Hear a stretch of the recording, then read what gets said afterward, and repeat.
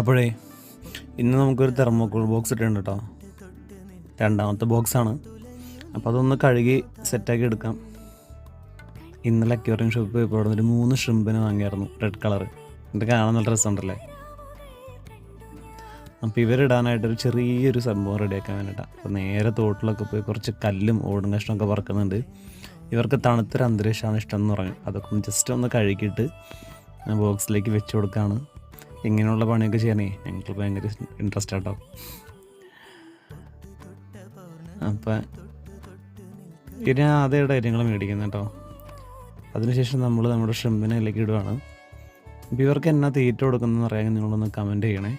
അതേപോലെ ഇവർക്ക് ഇങ്ങനെ തെർമോക്കോൾ ബോക്സിലിട്ട അതിന് പ്രശ്നമുണ്ടോ എന്നുള്ളത് അറിയാമെങ്കിൽ ഒന്ന് കമൻറ്റ് ചെയ്യാൻ മറക്കല്ലേ.